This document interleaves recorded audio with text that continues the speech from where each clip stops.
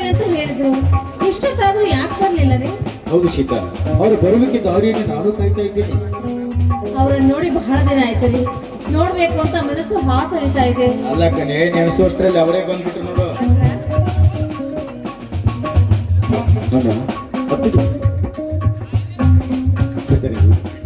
ಎಲ್ಲಿಗೆ ಹೋಗಿದೆಯಪ್ಪ? ಈ ಸಮಾಜ ಎಷ್ಟೊಂದು ಮುಂದುವರೆದಿದೆ ಗೊತ್ತಾ? ನನ್ನನ್ನು ಕಳ್ತನ ಹೊರಿಸಿ ನನ್ನ ಮೇಲೆ ನನ್ನನ್ನು ಅಪರಾಧ ಮಾಡಿ ಅರೆಸ್ಟ್ ಮಾಡಿದ್ರು. ಏನು ಬಸರಂಗಿ, ನಿನ್ನನ್ನು ಅರೆಸ್ಟ್ ಮಾಡಿದ್ರ? ಯಾವ ಕಾರಣಕ್ಕಾಗಿ ನಿನ್ನನ್ನು ಅರೆಸ್ಟ್ ಮಾಡಿದ್ರಪ್ಪ?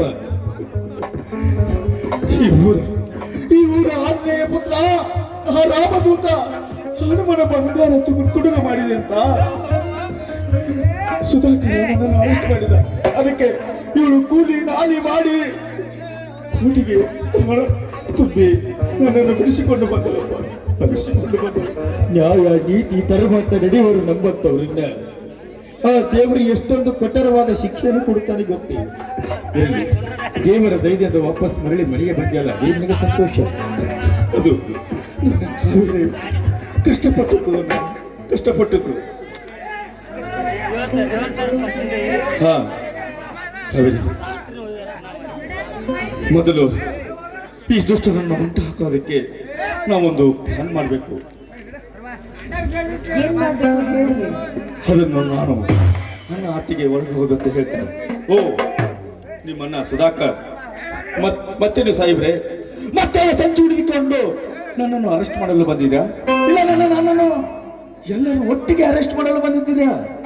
ನೋಡು ಬದ್ರಂಗಿ, ದೇವರಾಗ ಯಾರು ಬಲ್ಲವರು ಬದ್ರಂಗಿ. ನಾನು ಮಾಡಿದ ತಪ್ಪಿನ ಅರಿವಿಂದ ನಾನು ಈ ಮನೆಗೆ ಬರಬೇಕಾಯ್ತು. ನಾನು ಬೇಕಂತೇನು ಮಾಡಲಿಲ್ಲ. ಸತ್ಯ ಗೊತ್ತಿಲ್ಲದೆ ನಮ್ಮ ಬಡ್ಡಿ ಹುಸಪ್ಪನವರು ಕೊಲೆ ಮಾಡಿದ ಆರೋಪಿಗಳು ಯಾರೆಂದು ನನಗೆ ಹೇಳಿದಾಗ ನನ್ನ ತಪ್ಪು ನಾನು ಒಪ್ಪಿಕೊಂಡಿದ್ದೇನೆ. ನನ್ನ ತಂದೆ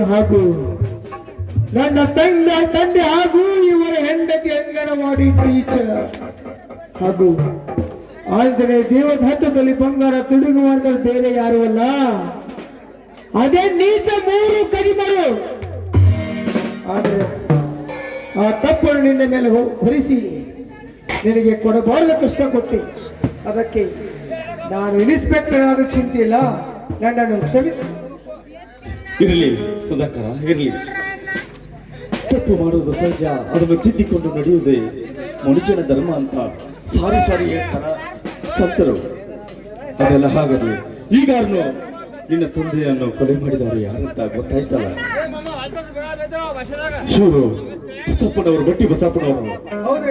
ಹಿಂದೊಮ್ಮೆ ನನಗೆ ಹೇಳಿದರು, ನಮ್ಮ ಮಾವ ನನ್ನ ಕೊಲೆ ಮಾಡಿದ್ದು ಆ ಬೆಟ್ಟಪ್ಪ ಅಂತ. ಅದನ್ನು ಮುಚ್ಚಿ ಹಾಕೋದಕ್ಕೆ ನಿನ್ನನ್ನು ಅವರು ಕೈವಶ ಮಾಡಿಕೊಂಡ್ರು. ಹೀಗಾದ್ರೂ ನಿಮಗೆ ಸುಲಭವಾಗಿ ಗೊತ್ತಾಯ್ತಲ್ಲ? ಅಟ್ಟಾದ್ರಪ್ಪ, ದೇವಸ್ಥಾನ ಬಂಗಾರ ತುಳು ಮಾಡಿದವರು ಅವರೇ ನಿಮ್ಮ ಮೇಲೆ ಹಾಕಿಬಿಟ್ಟಿದ್ರು. ಅದನ್ನೆಲ್ಲ ಹೇಳ್ಬಿಟ್ಟಿನ್ರಿ ಸಾಹೇಬ್ರ ಮುಂದೆ. ಆಯ್ತ್ರಿ ಬಸಪ್ಪನವರ, ಇನ್ನ ಆ ಮಕ್ಕಳನ್ನ ಸುಮ್ಮನೆ ಬಿಟ್ರೆ ಆಗಂಗಿಲ್ಲ. ಕೊಡ್ಲಿಗೆ ರೆಡಿ ಆಗಲೇಬೇಕ. ಅಣ್ಣ ಅತ್ತಿಗೆ, ನೀವು ಕಾವೇರಿ ಕರ್ಕೊಂಡು ಒಳಗೆ ನಡೀರಿ. ನಾನು ಮುಂದಿನ ವಿಚಾರ ಅಟ ಚಾವಡಿಗೆ ಹೋಗಿ ಬರ್ತಾನ. ಯಾಕಂದ್ರ ಚಾವಡಿಯಾಗ ನಂದು ಅಟ ಕೆಲಸ ಐತಿ, ಕೆಲಸ ಮುಗಿಸ್ಕೊಂಡ ಬರ್ತಾನ. ಅತ್ತಿಗೆ ಅಣ್ಣ, ಈ ರಣರಂಗದಲ್ಲಿ ಸೋತರೆ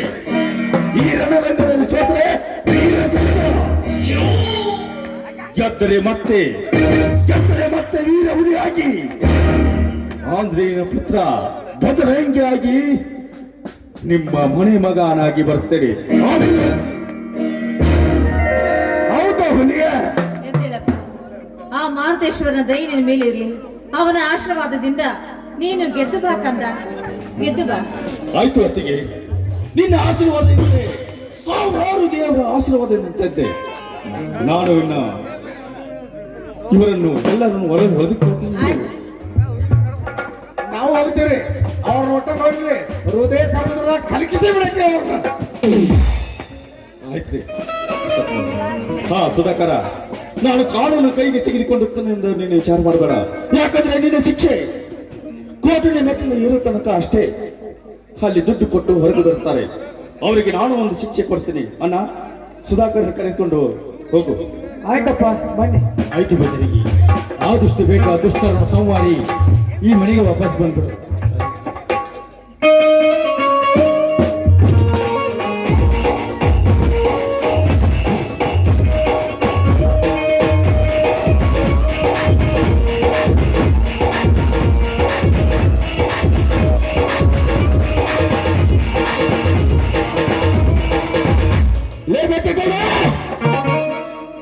ನೀ ಎಲ್ಲೇ ಇರೋ, ಹೇಗೆ ಇರೋ ಮಗನೇ, ಇದೇ ನನ್ನ ಕಡ್ಲಿಯಿಂದ ನಿನ್ನನ್ನು ಅವತ್ತು ತೆಗೆದುಕೊಂಡು ಹೋಗಲಿದ್ದರೆ ನನ್ನ ಹೆಸರು ಬಜರಂಗಿನೇ ಅಲ್ಲ.